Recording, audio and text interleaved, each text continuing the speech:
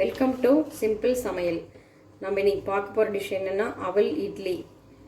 அவல் வந்து கம்பு அவல் இல்லை ராகி அவல், வெள்ளை அவல் எது வேணாலும் எடுத்துக்கலாம். நான் இன்னைக்கு வெள்ளை அவல் எடுத்திருக்கேன். அதை பொடிச்சு ரவை மாதிரி பொடிச்சு 1 கப் எடுத்திருக்கேன்.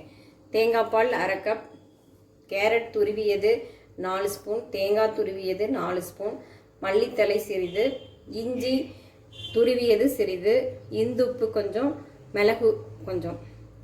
இதுதான் இதுக்கு தேவையான பொருட்கள்.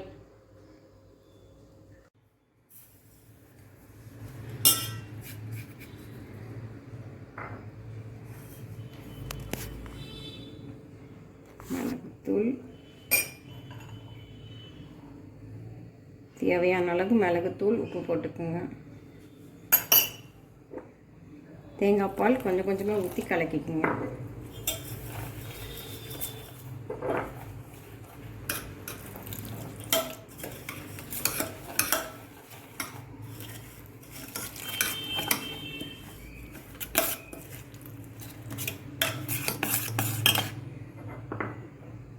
சிறிது தண்ணீர் கலந்துக்கலாம்.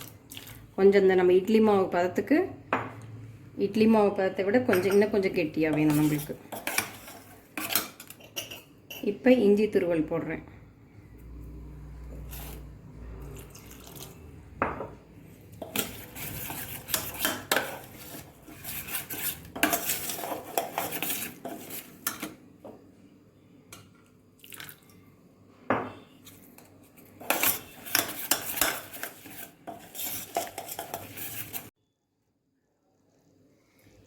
இந்த அளவு நம்ம அவல் தண்ணி பத்தாதுக்கு மீதி ஊற்றி கலந்து இந்த அளவு கெட்டியாக எடுத்துக்கிட்டு இதை ஒரு 5 நிமிஷம் ஊற வச்சு எடுத்துக்கணும். இந்த அளவு கெட்டியாக. இப்போ நம்ம இட்லி தட்டில் ஊற்ற போகிறோம். அடுப்பில் வைக்காமல் எப்படி இட்லி ஊற்றுறதுன்னு நான் காட்டுறேன். ஃபஸ்ட்டு இந்த இட்லி தட்டை எடுத்துகிட்டு இதில் கொஞ்சம் தேங்காய் போட்டுக்கணும். தேங்காய் துருவியது இதில் போட்டுக்கணும். இப்படி தேங்காய் போட்டுட்டு அதுக்கப்புறம் கேரட் துருவினது இப்படி போட்டுக்கணும்.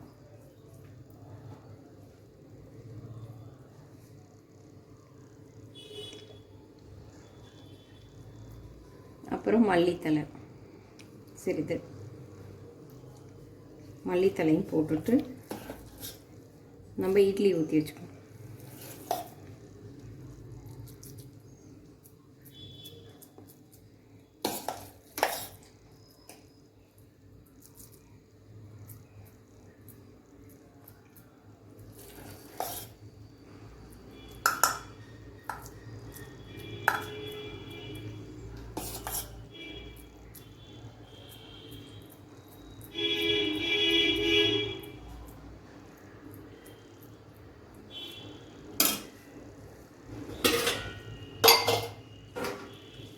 இட்லி பானையில் வச்சு அப்படியே மூடி வச்சிட்டோம்னா ஒரு 15 நிமிஷம் அப்படியே நம்ம அடுப்பில் வைக்கவே வேண்டியதில்லை. இட்லி நம்மளுக்கு ரெடி ஆயிரும். அப்படியே வச்சுருவோம். ஒரு 15 நிமிஷம் கழித்து நான் காட்டுறேன். இப்போ நம்ம இந்த இட்லிக்கு தேவையான குழம்பு வைக்க போகிறோம். அதுவும் சமைக்காது வெத்தலை குழம்பு. சமைக்காத குழம்பு எப்படி செய்கிறதுன்னு இப்போ காட்டுறேன் நான் உங்களுக்கு செஞ்சு. இதுக்கு தேவையான பொருட்கள்: தக்காளி ஜூஸ் எடுத்து 1/2 கப்பு, தேங்காய் பால் 1/2 கப், இந்துப்பு, மிளகுத்தூள், சீரகத்தூள், இஞ்சி துருவியது, கருவேப்பிலை, கொத்தமல்லி, வெத்தலை 1 வெத்தலை எடுத்து பொடியாக நம்ம கட் பண்ணி அதை எடுத்து வச்சுக்கணும். இப்போ நான் எப்படி செய்கிறதுன்னு உங்களுக்கு காட்டுறேன். தேங்காய் பால் தேவையான அளவு, அந்த 4 இட்லிக்கு தேவையான அளவு நம்ம கலந்துக்கலாம். தக்காளி பியூரி, அதுக்கு தேவையான அளவு உப்பு, மிளகுத்தூள், சீரகத்தூள், இஞ்சி துருவியது சிறிது, கருவேப்பிலை, மல்லித்தலை எல்லாம் போட்டு நல்லா கலக்கிடணும்.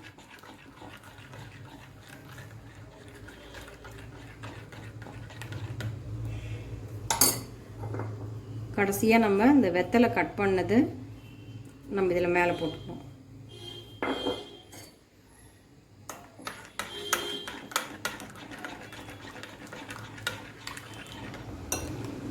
இப்போ இட்லிக்கு குழம்பு ரெடி. இட்லி எப்படி வந்திருக்குன்ட்டு நான் இப்போ உங்களுக்கு காட்ட போகிறேன்.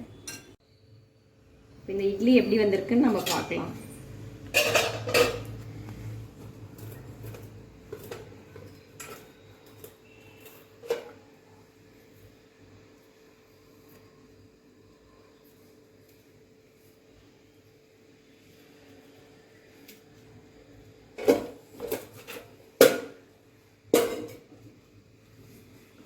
இட்லி ரெடி, குழம்பு ரெடி. இப்போ குழம்புல வந்து நம்ம பச்சையாக நம்ம என்ன காய் சாப்பிட முடியுங்களோ, பீக்கங்காய், புடலங்காய், இதை வந்து பொடியாக கட் பண்ணி நம்ம இந்த காயோட நம்ம போட்டு இந்த குழம்புல போட்டுக்கலாம்.